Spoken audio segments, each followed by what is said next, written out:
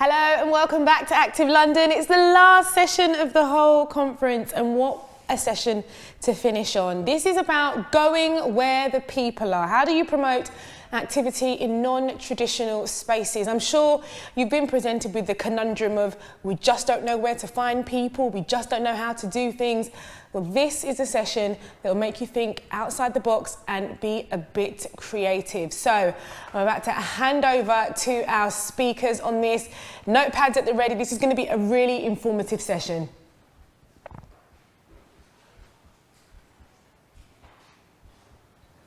Good afternoon, everybody, and thank you for joining us for the final Active London session of 2021. As Jeanette has just mentioned, the purpose of this session is to explore how we can best use non-traditional spaces to encourage more people to be active within our communities. By non-traditional spaces, we're looking at spaces away from our traditional leisure centres, our gyms, our formal sports facilities. And in London, we're acutely aware that we have a number of spaces such as empty retail units, multi-storey car parks, community centres, meanwhile spaces that can provide an excellent space for people to be active within. Often these spaces are located at the heart of a community, which means that local residents are accessing such spaces within their daily and weekly routines. With this in mind and the fact that residents are often comfortable in using these spaces, we can start to remove some of the barriers that people face when looking to engage in physical activity, especially those people who are more inactive or from more underrepresented groups. I'm delighted to say we have an excellent panel of speakers today who will share an abundance of insight and knowledge on this subject matter. And before we start the formal presentations, I'd just like to make a quick introduction to them all. Firstly, we will hear from James Rogers and Joanne Bailey from Hammerson Plc to understand how community engagement connects with their wider strategic priorities and the opportunities that this presents for physical activity. We'll then pass on to Steve Phaure from Croydon Voluntary Action, who will tell us how the CVA have developed the Active Communities Hub within Central Shopping Centre in Croydon and their plans for that space going forward. After Steve, we'll take a slight detour outside of the M25 to hear from Carla Andrews of Motivated Minds to understand how they have created the Happy Hub in Basildon, which is a one-stop wellness hub for the local community in Basildon. And last but not least, we will hear from Zerritha Brown from Brent Council, who will give us an insight into how another sector, the arts and culture, have used such spaces to amplify some of the work that they do in Brent. So before I pass over to James to start us off, please do remember to make best use of the chat function to ask questions throughout the sessions. We've got a formal Q&A session at the end of the presentations, and we'd love to hear some of your questions and put them over to the presenters. So without further ado, I'll now hand over to James and Joe from Hammerson's to get us started. Hi, good afternoon, everybody. So thank you there for the introduction, Chris. My name is James Rogers and I'm Community Manager at Hammerson. So my role involves overseeing our community investment and charitable activity across the Hammerson portfolio.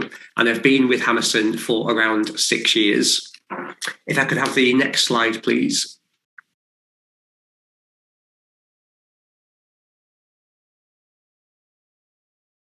I think just one more there, Chris. Perfect, fantastic. Thank you very much. So for those of you that aren't aware who Hammerson are, we own and operate retail spaces across the UK, Ireland and Europe. And we've been around since 1942 when the company was founded by Mr. Lewis Hammerson. We opened the UK's first indoor shopping centre, that's Brent Cross in North London in 1976. And in 2012, we decided purely to focus on retail destinations and disposed of our office portfolio. So just to kind of highlight where we've got centres across the UK and Ireland, in Aberdeen, we have Union Square. In Glasgow, we have Silverburn. Leeds, we have Victoria Leeds. High Cross in Leicester. Bullring and Grand Central in Birmingham. The Oracle in Reading. Cabot Circus in Bristol. And West Quay in Southampton. And over in Dublin, in Ireland, we have 3 centres. So as I say, we've been in existence since 1942, and those are our core UK assets. Next slide, please. Thank you. So focusing on our London portfolio, in London, South London, we have Central and Whitgift, 2 shopping centres there in the heart of Croydon Town Centre. The Whitgift Centre at some point in the future will be redeveloped into a completely different destination. And in the interim period, this has enabled us to provide interim space to a number of community groups. So just to give you a couple of examples of some of the groups that have got space there. The Windrush Generation Legacy Association have recently opened a pop-up museum and exhibition space to educate the public about the valuable contribution that the Windrush generation have made to Croydon and the UK. And we've been able to host a number of Croydon-based arts organisations for pop-up exhibitions and art shows. Brent Cross, that's our shopping centre there in North London, and that's a big centre that we have there. And every year we have our annual beach. And so any of you that have been driving or passing on the North Circular may have seen some of the rides and the slides there that we've got there, just on the edge of the North Circular. And in East London, we've got a future development site, the Goods Yard, which is located around Shoreditch High Street Station. And that will be redeveloped over the next 10 to 15 years. So those are our core London assets. Next slide, please. Thank you. In 2017, we became the first global real estate company to launch Net Positive, an ambitious strategy to be net positive. So if you're wondering what does that actually mean, it basically means putting more back into society and the environment than we take out. I'm not going to focus on carbon, resource use or water today, but just to give you an example of what a net positive project for us, a socio-economic net positive project would mean. That would mean a project where a member of the community has participated and there's been a measurable difference. So if I take Silverburn in Glasgow, for an example, we've worked with an organisation there called Community Renewal, who focus on health and wellbeing. We know that health and the wellbeing inequalities in the local area is a big issue. And through the work with Community Renewal, we've been able to make a positive impact on people's health and measure the differences projects there have made. Next slide, please. Thank you. So in terms of our core focus areas, the core focus areas that we as Hammerson focus on, we have employment and skills, health and wellbeing, young people, and enterprise. And just to give you some key stats from 2020, our total community investment programme was over £1.5 million, which includes cash donations, provision of mall space and units, and employee time. We collaborated with over 256 charities, organisations and groups, which ultimately benefited over 57,000 people. And all Hammerson employees are entitled to 4 paid volunteering days per annum, and 413 volunteering days were undertaken by our employees, making a positive difference with community groups, organisations and charities across the country. So I'm going to hand you over now to my colleague Joe, General Manager at Central Shopping Centre. Thank you very much. Thanks, James. And thank you, Active London, for having us. As James said, I'm Jo Bailey. I'm the General Manager at Central Shopping Centre in Croydon. My background is in retail and property management, and I've been here at Central for over 16 years. So I've seen a lot of changes to the retail landscape over that time. For decades, retail and shopping centres have had to change and evolve to meet the needs of customers and local communities, but never more so in the last 2 years, with the increase of online platforms, but of course with the presentation of COVID. It's had a dramatic impact on our town centres and has been incredibly tough on retail. The pandemic has accelerated the revolution of high streets and shopping centres alike.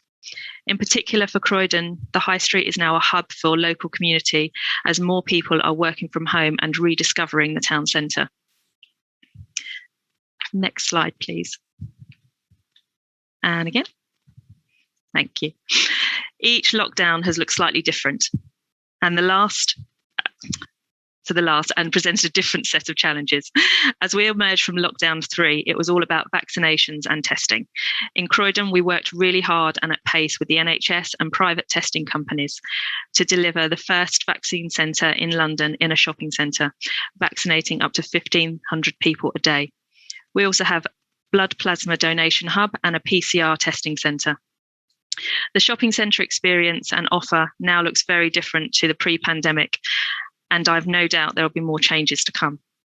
Whilst we were really sad to see some of our historic brands like Debenhams and Topshop exit the high street, we have excelled at repurposing and bringing a number of new services and initiatives to our town centre. Flip Out have recently taken space in an area that was unused for more than a decade, and they transformed it into a leisure experience zone, including bumper cars, an ice rink, and indoor inflatables. Along with the essential services, we are really seeing a completely new offer in our centre and geared all towards supporting the local community and building on the shop local revolution. Next slide, please. So with our partnership with CVA and Sport London, they've been one of the key players in this process, delivering a fantastic use of space, supporting the areas of our community that really need it the most. However, using retail space for such an initiative does present its own set of challenges. Understanding the needs of our new tenants and educating them in how to operate in a shopping centre. Strong communication and collaboration has been key to making this partnership a success. And I look forward to seeing the space enlivened and the home to a number of great activities. I'm going to hand back to Chris for the next session. Thank you. Thanks, James. Thanks, Joe. It's great to hear about some of the good work that you're doing in your centres across London. And Joe, I fully agree with your comments around the hard work that it's taken to ultimately allow the CBA to use that space. Steve's colleague, Christine, and myself have battled lots of emails backwards and forwards in getting us to the opening. So I'm sure that the hard work that's gone into this space will certainly will pay off. It's quite timely now to pass over to Steve from Community Croydon Voluntary Action, sorry, Steve, and just to start to talk about some of the things that you've done in the centre and I guess how those opportunities came about. So I'll without further ado, I'll pass over to Steve. Thank you, Chris, and thanks again to James and Joe. How many times have I said thank you to you, James? And we should say that this is totally unrehearsed. We've not met before this meeting, have we, James, to talk about the whole initiative, which actually, I was amazed to learn, James, it goes back about 8 years now to when you first, supported us to base our volunteer centre in Central. So Hammerson's have given us a shop front. We're pretty much opposite House of Fraser, so prime location. I just wanted to say a bit more about you on your own behalf, if I may, because I think what you've also done, let's call it through your corporate social responsibility work, but I mean, it's just been because you're such good partners, I think, in the borough. What you've done from the outset is allow us to really get to the proverbial grassroots of Croydon's communities. You didn't mention that communities partnership fund you ran right at the beginning, James, where you very deliberately funded a lot of small community groups and in some cases, I think, gave them their first taste of funding. And a couple of those groups are going great guns today. And I've seen that as the ethos of how you've worked. But it's also a very personalised approach you take. So whenever we meet, James, it's over coffee. And I know you spend a lot more time with Karen and Joe, with Christine as well now, probably, meeting for coffee. And, you've come up with some great ideas as well, haven't you? The pop-ups and the different kinds of sort of one-offs. You've supported us with a Christmas wrap activity that we've done every year and fundraised quite handsomely because of it. You gave us another whole shop front to do that in. So, Chris, I think, what I want to get across is that, Hammerson's have been incredibly strategic in how they've gone about this partnership work, but it's been very personalised as well. And I know Karen wouldn't forgive me if I didn't say just how much, she's felt supported by you both. And, that's carried over into this Active Communities Hub. And again, we're trying to reach down into those grassroots. I mean, Joe, I'd say, there's already quite a lot of lively stuff going on. And, we're bringing new groups in all the time. Most recently, P4YE, which is one of the mentoring organisations in the borough, working with kids, who have been, who have come into the youth offending services radar. and have had challenging experiences that we're helping them now to overcome through the so-called diversionary activities. And we're looking to support P4YE to come into your space, on a regular basis. So partnership working, we extend out into those grassroots. I suppose, to everyone will know if I say that Palace for Life, the foundation of Crystal Palace Football Club, they're one of our partners as well that everyone will know about. And, they're not just about football. They've supported a lot of other different activities in the hub as well. What I wanted to say, I guess, is that for us, and I think Hammerson's, this represents a real win-win, because we're achieving our joint purpose in terms of supporting communities in the borough, but we're achieving footfall as well. And we've got parents who are dropping their kids off and then going to shop in Central and the shopping centres.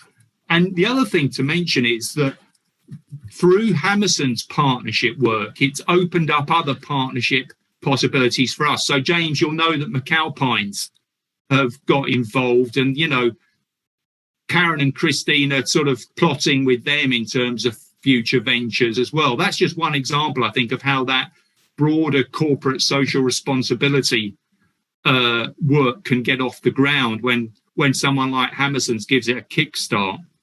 I was briefed to talk about the Active Communities Hub. I've started to do that. Christine asked me to say that it's really, it's not come out of just thin air.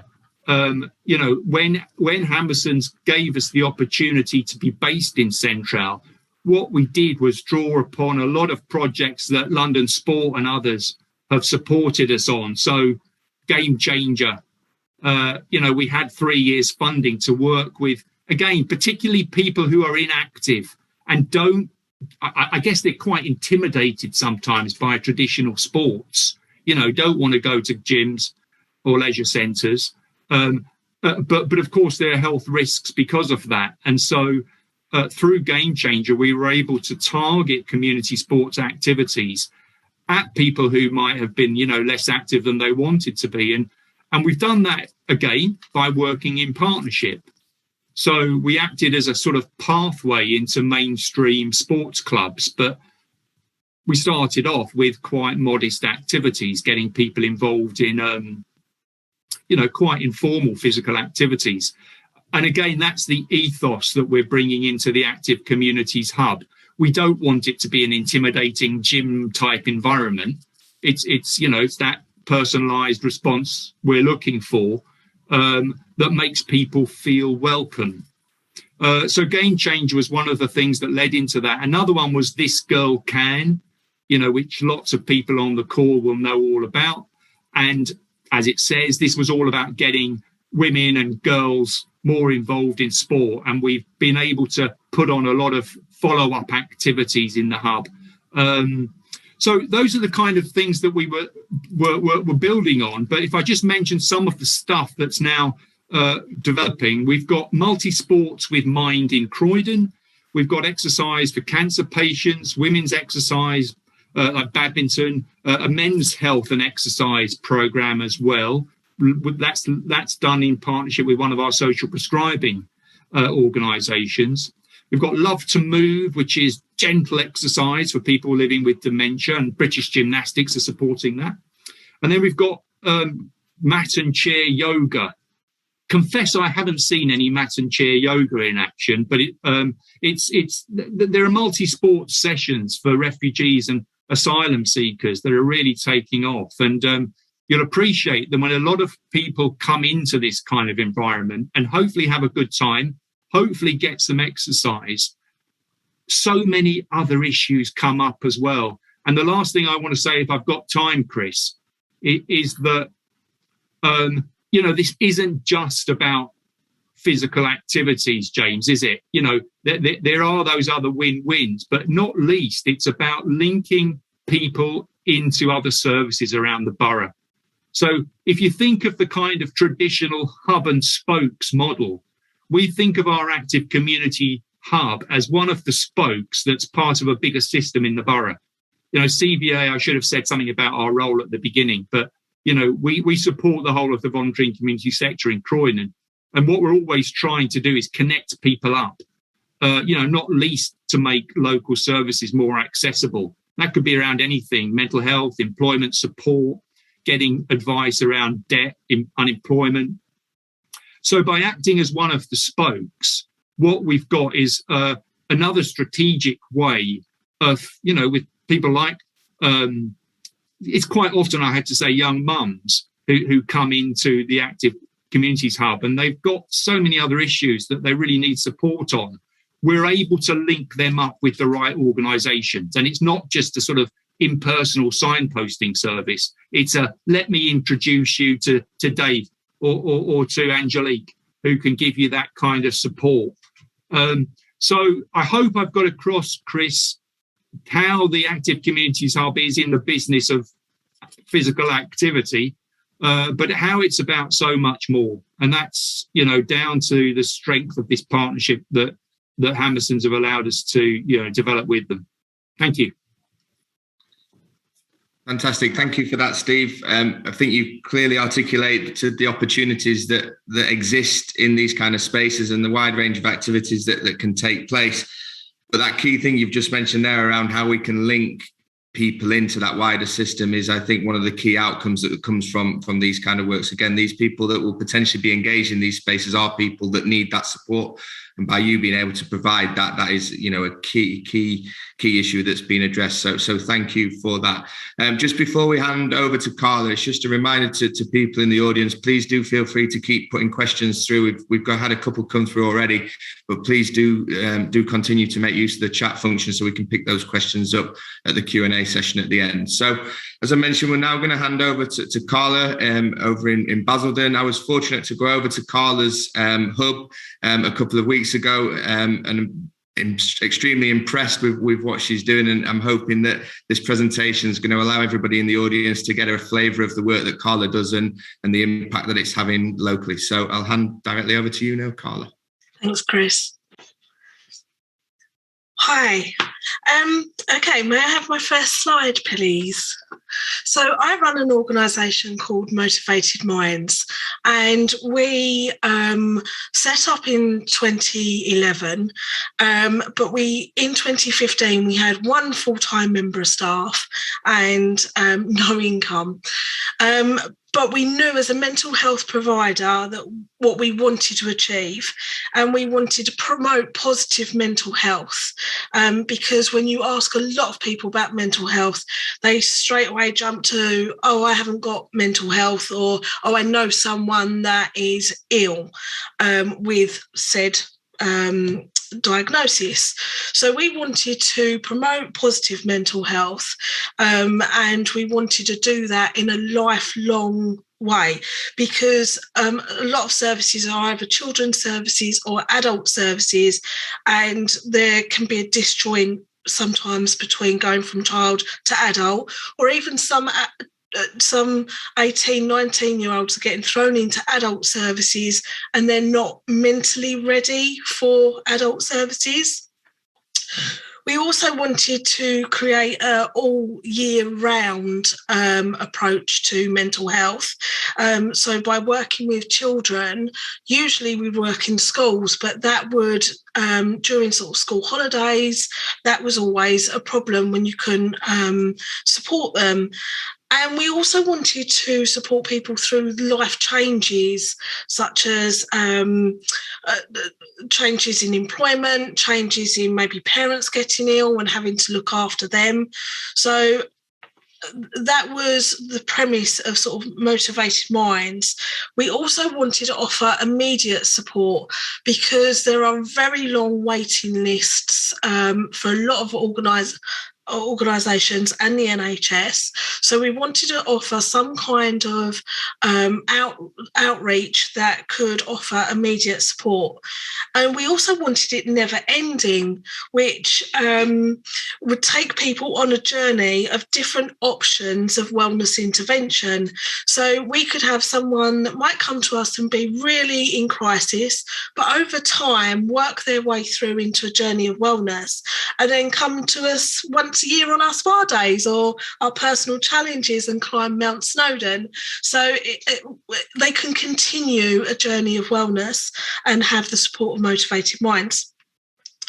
Now, where Motivated Minds comes from is basically, if you picture a house, the foundations are in positive psychology. So we look at individual strengths, and we look at wellness, and we look at the keys to help people thrive. And the roof, most important part, because this wouldn't have made Motivated Minds work where we are today without the asset-based community development. So using prime spaces in the community that are underused, using the skills in the community that are out there. There's a lot of people that are retired. There's an awful lot of people that are highly skilled but have left work because of burnout or because of the workplace has changed and affected their mental health, but they've got skills that they went into a profession for. So we've got lots of teachers, lots of police officers that have been struggling with their mental health, but actually give back. So using the asset-based community development has been really key to us. Now, if I may have the next slide. So, as I said, in 2015, one full-timer, me, and no income, I needed to connect to the community, and I needed to get that asset-based community development up and running. So in 2017, I took on a derelict bank due for demolition, and I started working it directly in the community. When that was due for demolition, I approached our local shopping centre, Eastgate Shopping Centre, owned by Infrared, and said to them what I had achieved in an empty bank with no electricity, and they were quite blown away. So they gave us for 2 years a 30-day rolling lease that was rent-free. Now, this really enabled me to catch the eye of funders. It really enabled us to catch the eye of the community and get community support. And the Happy Hub that we now is now funded, and we pay 25% rent to, is now in Eastgate Shopping Centre, right next to Asda. The footfall that we have been in such a prime location has been brilliant. Obviously, COVID hit at the same time as we got our keys last year.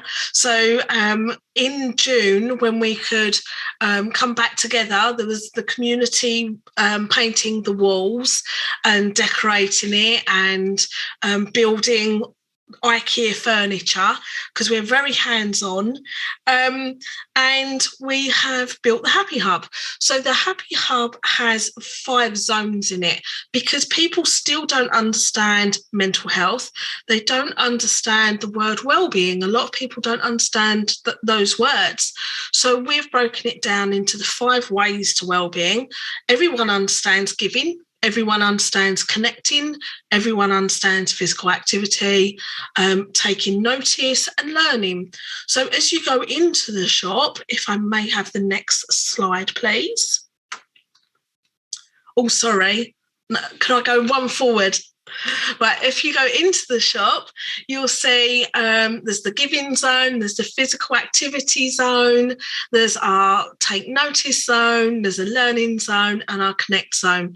Now, for the physical activity, to me and to everyone else in my team, physical activity should be fun like a 5-year-old has. Okay, so we've got ping pong tables, we've got pool table, air hockey, we've got the crosswalkers, treadmill, and we take people out for walks around the local park every day. So we really do have that element of physical activity as well.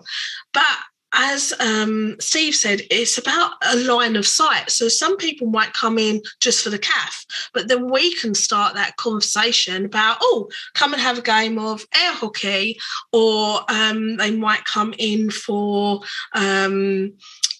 the physical activity, and then we can talk to them whilst playing ping pong. Have you ever thought about doing a course, or da-da-da?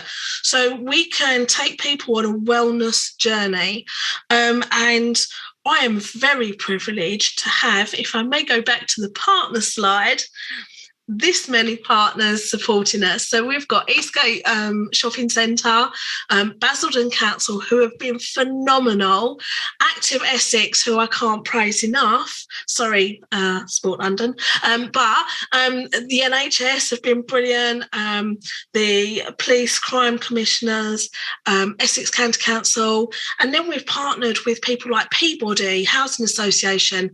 They come in and do advice and guidance on Mondays and Fridays. So again, it's about that line of sight. Someone might come in for one thing, but actually we can then signpost them straight away to our friends Sue upstairs.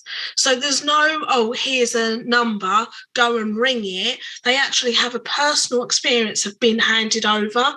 And likewise, when Peabody find people struggling with their mental health that might need counselling, coaching, mentoring, group work, they can say, look, go and see Carla and her team downstairs, and why don't you join in with what they do? We wouldn't be here today without the National Lottery as well, because they've funded us for 3 years. That really helps cement what we're doing. We're very lucky that we've now got a team of 18 staff. We've got 37 volunteers. I took 2 on this morning, so I had to, right. So 37 volunteers, and we are really supported by our community. And if I may jump to the last slide for us, there is a quote from Charlie Chaplin. Right. So the aim is, I want a happy hub on every high street in the country, because as a non-profit organisation, everything that we can earn can go straight back in, and keep supporting people. And the quote from Charlie Chaplin that I love is, you need power only when you want to do something harmful. Otherwise, love is enough to get everything done. And we are creating love of community. We're creating love of learning, love of self-care, love of physical activity, and basically that's the change that we want to make in our community. So if you've got any questions, put them in on the Slido, and thank you. Fantastic. Thank you very much, Carla. I've just noticed a comment in the chat from Rebecca. I guess thank you to both you and Steve for sharing your inspiring stories. I'm hoping that a lot of the audience are feeling inspired. I'll just pick up on a couple of points within your session. I fully agree with the ABC development. You're right in that the spaces are there, the local people are there with the skills. We've just got to be creative as to how we use these resources locally, and there's lots that can happen. And I think the big thing that you highlighted of is the power that you can have through local partnerships. We can't do these things alone, but with a strong army of partnerships, we can start to have a big impact and start to overcome some of these challenges that exist in these local communities. So thank you so much for sharing that information. I can see Zerritha has sat patiently through all that, and hopefully he's ready to go. So in order so we can get finished and get some time for the Q&A, I'll now hand over to Zerritha, who, as I said, will give us a slightly different perspective from a different sector, but I'm sure, like all the previous speakers, she's going to give us some great insights. So over to you, Zerritha. Thank you, Chris, and lovely to be here and listening to all the inspiring work that you're all doing. And as Chris said, I come from a slightly different sector. My background is in arts and culture, but actually, Carla, something you just said around the 5 ways of wellbeing. In Brent, we adopted 5+1, and the additional one was around culture and creativity, and that culture and creativity are also linked to wellbeing as well. I just noticed, my slides are wrong.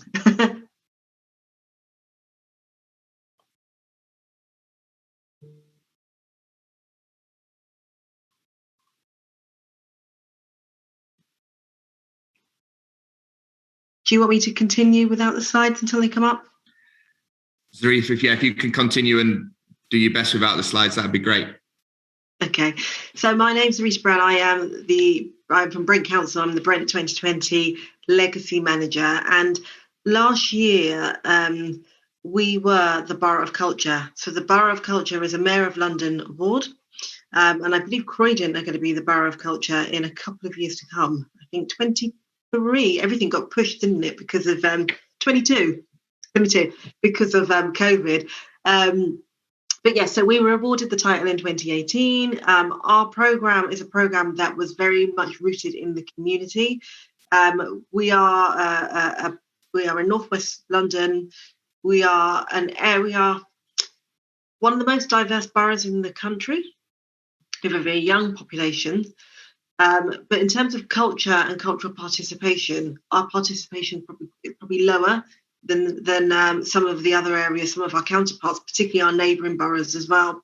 So we were delighted to be awarded the Borough of Culture award. And what we really wanted to do is, rather than parachute people into the borough, we wanted to use it as an opportunity to tell the story about the borough, our histories, our community. You know, Brent was a borough that Trojan Records came out of in the 60s. We are a borough of activism and rebellion. Jezebin Desai led the strikes around the rights of migrant workers. We're the borough of Raheem, who we will know recently was amazing in the Euros. So we have so many rich stories, and we really wanted to use our year to develop that. We also, as I said, we have a very young population, and what we wanted to do, even before the pandemic, was secure opportunities for young people in the future, so they can see that the culture and creative industries are a viable career path should they want to choose to go that way. So a lot of our programme was shaped with young people side by side, and we also shaped our programme with the wider community. So we had a pool of volunteers, over 200 volunteers. We had community advisors. These are individuals in the borough who were really, really excited about being part of the Borough of Culture and just wanted to see activity in their borough happen, who came together to work with us and sit on our engagement boards to support and shape the programme. We launched in January 2020. We did our event Rise in Wembley, in front of Wembley Stadium. It was a story that was celebrating our history of migration, to an audience of 3,000 people. Shortly after that, the world changed, and it meant that our programme had to pause, and all the sort of in-person events that we'd planned to do, we were unable to do. But I was talking about this today, that a lot of people come up to me and say, "Oh, so bad that you didn't get to do your year. Oh, I feel really sorry for you." And whilst it was challenging, we actually used it as an opportunity to turn it around and work to produce a programme that connected not just with people in the community, but would put us on the map on a global level. And we were able to do that through our partnership with Vice Media and working with young people on Vent, through our No Baseline Home, which was an online show that was streamed, that had performances across Brent, Florida and Jamaica. So we really kind of used that opportunity to take that work into the digital landscape. Not only were we doing the programme in the backdrop of a pandemic, we were doing it in the backdrop of a pandemic of an area that was one of the worst hit areas in the country. Northwick Park Hospital, that's in Brent, was one of the first hospitals to become overrun with COVID cases. Just after we were all coming to terms with the pandemic, we started to see the inequalities, and we were starting to get data around those that were being severely impacted by COVID. And in Brent, that hit us really hard because of our communities, and particularly having a very large Black community within the borough. And then as we move further into the pandemic, we get the uprisings as well that happened. And all of these things are happening in the backdrop of our programme. And I guess what the programme was able to do was to provide a space for some of these conversations, but to provide a space to have creative conversations as well. So the programme ended in December. And as part of our legacy, there are things that we've learned around the way that the council and the wider cultural organisations want to take forward our commitment and our relationship with the community in delivering culture. The things that we learn, and everybody on this panel has talked about this, is around the role of working with the community and meaningful community engagement. I think it's one of the things that we're reflecting on in the council. Council's not always the best of probably listening to communities. And I think what we did in the Borough of Culture team was show that we were here and open and wanting to listen and wanting to work much more collaboratively. And so we're trying to look at that approach and how we have a strategic approach throughout our community engagement strategy across the board. What it also did for us was what the value of culture is. So the value of culture can mean different things to different people. And our borough was a borough of cultures, because if you talk to some communities in the borough around what culture means to them, they will refer to maybe religion. They'll refer to things within their own communities. Whereas if you talk to someone from an artistic background, they might talk about the arts, they might talk about heritage. So for us, really kind of understanding what culture is and means to our whole borough really came through in the programme. But I think for the community and for the council, it really tore down those barriers of division, that culture is something that just happens in an institution or just in a building. Culture can happen on our streets, and culture can be owned by everybody. There is no right or wrong way. We all have a cultural approach, and we can work to shape and present that. We also learnt the value of co-production. As I said, the Borough of Culture team wasn't necessarily us parachuting things in. We had a framework, and within that framework, the community worked with us to shape and deliver something they could really, really own. An example of that is No Baseline Home. As I mentioned, it's a story of the borough's reggae heritage. Not many people probably knew about the borough's reggae heritage, but it was where the Trojan label set up in 1968. And with the explosion of reggae music in the UK, it was all coming out of Brent.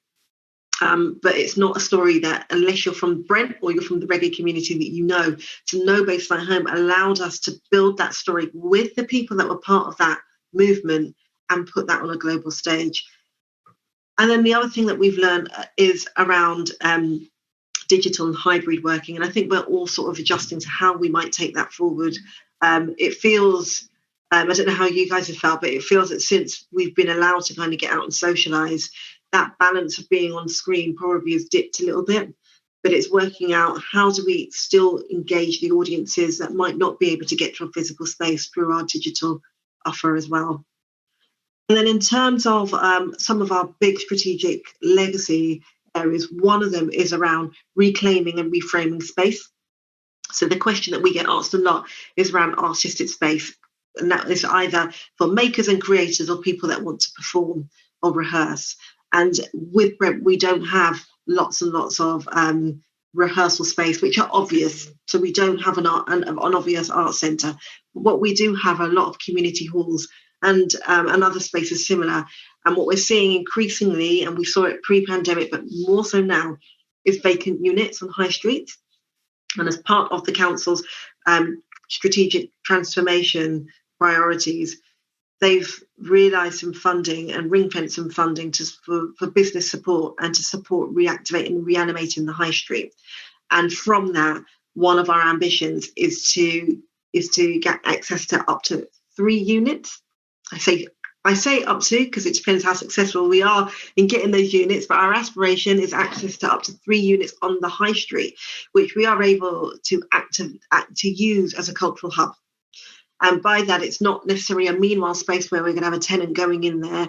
It will be a space that we want an operator to come in and support us to programme. So we're opening up the cultural space offer for the community to use. And that could be through exhibitions, it could be through workshops, performances. We're really open to what those spaces could be used for. And we'll be looking at bringing those on next summer. And alongside that, the council are also really keen to support the use of vacant units in terms of community hubs for business support. So encouraging communities to just pop into into a space and get support and training and business skills. And then the other bit that we're also doing is looking at where, in terms of artwork, we might install or hang or present artwork. So as part of the Borough of Culture programme, we ran our first Brent biennial. And as part of that, we saw us putting artwork into libraries. We saw us doing murals. I literally on Monday went on a tour of our sports centres, leisure centres, and had some really, really good conversations with the general managers around using their wall spaces in these centres to present artwork from the community. And I've been at Brent for about 12 years, and it's not something that I've seen in my time. So it feels like a real exciting time to really look at how the sports centres as community hubs and our libraries as community hubs, how we take artwork and use those spaces in a different way. And I guess that's it in terms of the work that we're doing. Fantastic, Zerritha. Thank you so much again for that presentation. And I guess the key messages coming out of that are, how engaging your spaces have been, the way that you've brought communities together, and everybody feels involved. And I think finally, the opportunities that exist between the two sectors to potentially work more closely together, I think is a greatly exciting opportunity that we can all potentially capitalise on a lot more. I'm going to move into the Q&A session. Still time for people to send questions through if people have got questions. So the first question I'm going to ask is going to be directed at James. Is how can the voluntary sector via organisations like the CVA make a case for the usage that you outline, and what would you be looking for in a partnership with such groups? I think it's a really interesting question. I think one of the reasons why the partnership with CVA has been so successful is given their extensive experience and professionalism and knowledge. So I think kind of using that has really helped to ensure that projects that we've partnered with Croydon Voluntary Action on have been a real success. I also think as well, and not meaning to get too much into detail about things with unit spaces and business rates, but the fact that Croydon Voluntary Action is a registered charity, that ultimately has a big impact when it comes to costs such as business rates, because they instantly qualify for 80% rates relief. So I think using their expertise and their knowledge, but also a lot of what's being discussed on today's call, and Carla, you mentioned it about collaboration and partnerships as well. That kind of partnership building and linking in with networks and collaboration, I think really is key.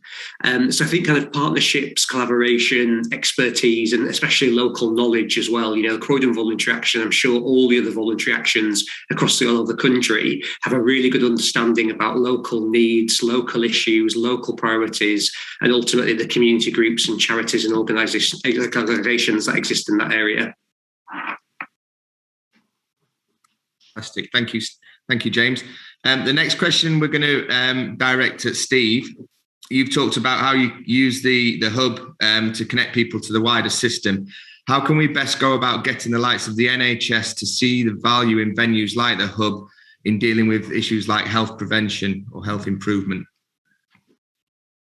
Yes, it's that key word alignment, isn't it? We always need to show how projects like these can really deliver on NHS objectives, and to use again the jargon, we need to do that in an evidence-based way. So what we're trying to take is a case management approach as well with a lot of the individuals we support, so that we can show their journey, in terms of maybe starting off with some informal sessions in the hub that might then pass into more formal support for them on whatever the issue is they need supporting with.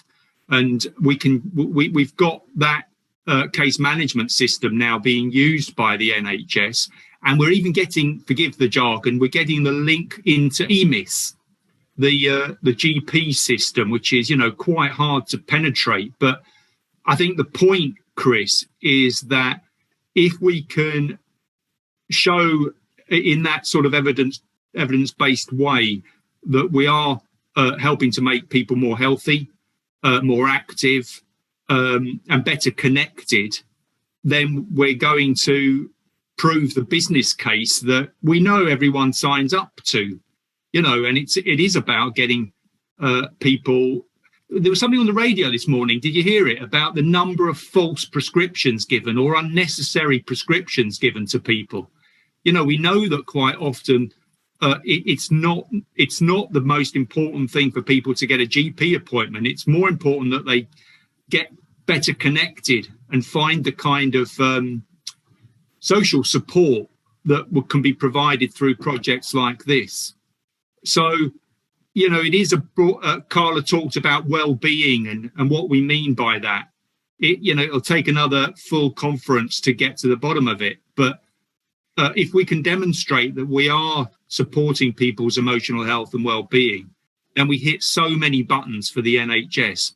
Having said all of that, Chris, of course, it relies on personal relationship building, doesn't it, with people in the NHS, inviting them down to the Active Communities Hub. That's, what we'll be doing at Hammerson's, making sure that they see up close the kind of impact it's making. Because, as I said, Joe, you can already go along there some afternoons and see a real, hub of activity.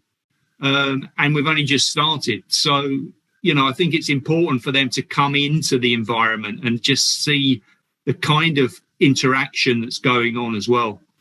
I hope that's helpful, Chris.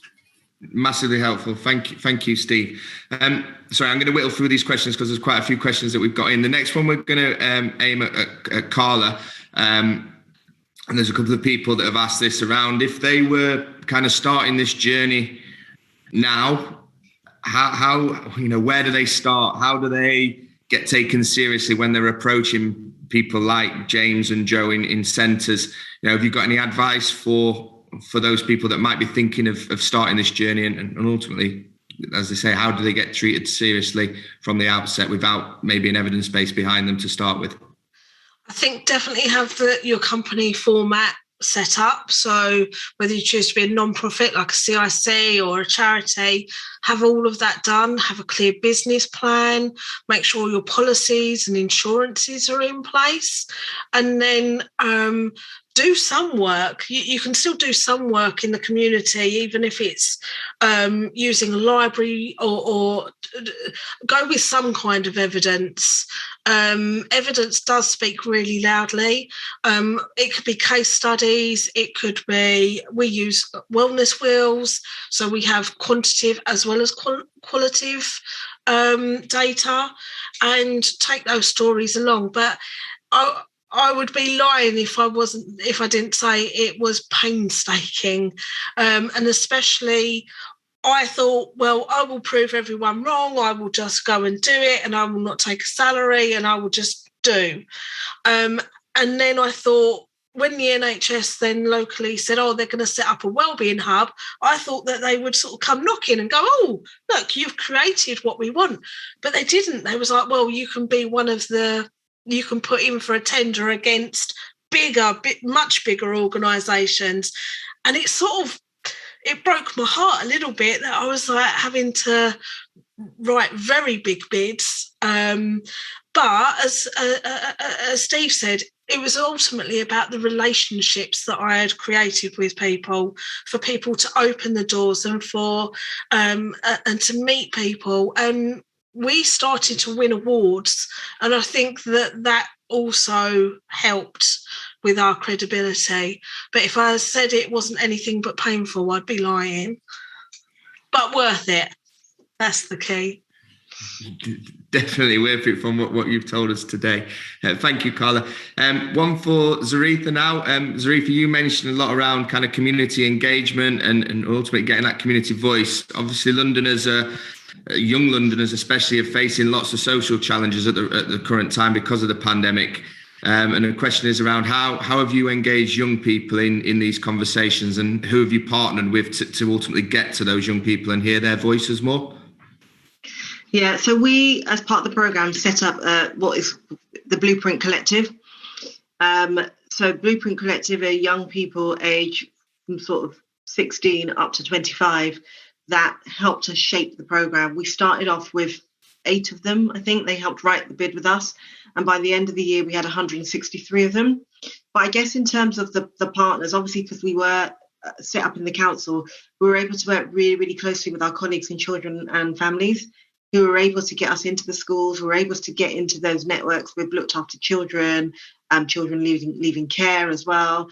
And we also work very closely with the Young Brent Foundation, and still do continue to work very closely with the Young Brent Foundation, because they have direct connections with young people, and are able to get opportunities into young people, but also help us open that conversation. But yeah, fundamentally, a lot of our work was done with the Blueprint Collective.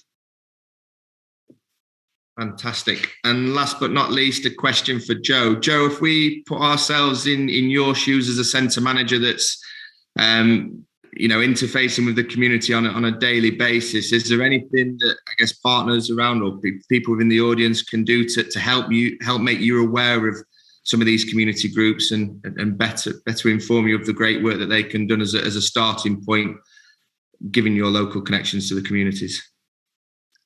I think it's just a case of just talk to us.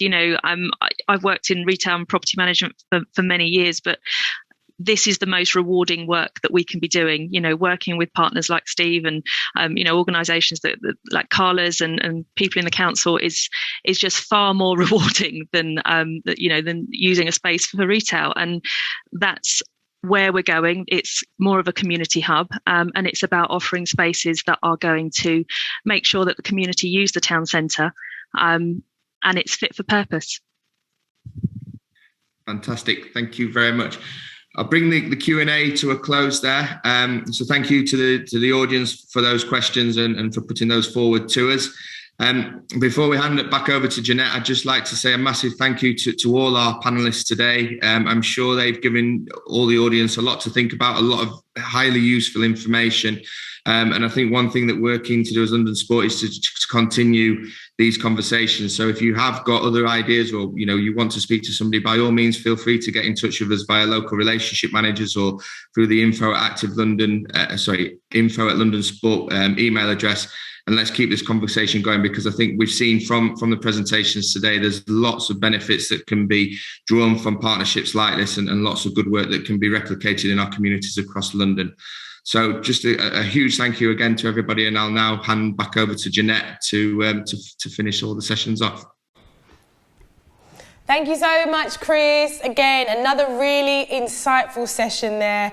And that panel was absolutely amazing. Just to be able to understand where those communities are, where to go, where to find the people, and how to be creative. And I guess that pretty much sums up what those last 2 days have been about and why it's so important. So we started this morning with a webinar alongside Badoo Sports. They were looking at breaking down barriers for women and ethnically diverse communities, and it was brilliant to be able to see them talking about those kind of things, and then also looking at cycling and walking and how it can be accessible to so many people in London. We have some great parks, some fantastic roads at the best of times, so I think for us it is amazing to be able to understand and learn that way. The session also highlighted the need and the time to invest in those relationships with those communities, so that was really important.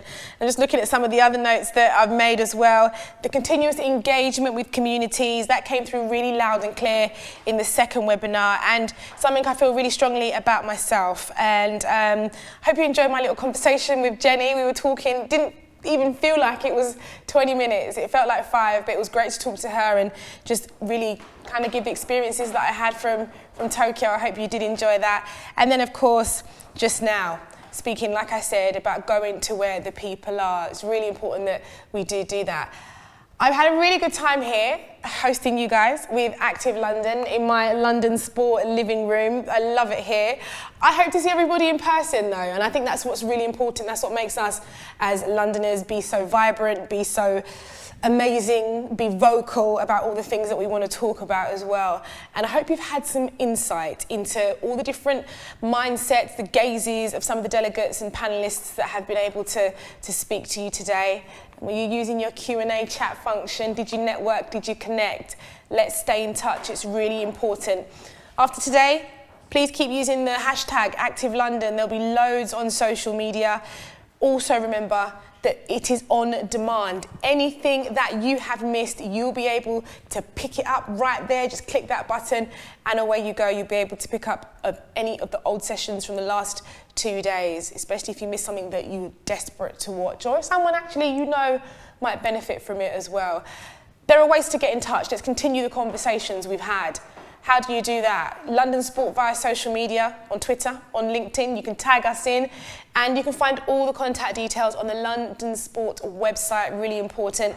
And we're always looking for new opportunities to support the work taking place within the sector, to collaborate with new partners to help London become the most physically active city in the world. Can we do that? On National Fitness Day, can we make a pledge amongst ourselves to be able to do that?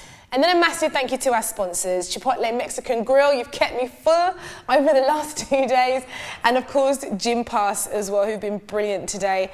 Keep an eye out on your emails for any opportunity access to a free trial of a Gym Pass wellness platform, so keep an eye out, that'll be a good one for you. And more information on their services can be found on gympass.com. Well, listen, it leaves me to close amazing 2 days. I hope you enjoyed a lot of it, got a lot out of it. And like I say, let's keep the conversation going. Good luck to everybody. And hopefully, like I say, I'll see you in person soon at our future events for London Sport. It's been an absolute pleasure. Have a lovely rest of your day.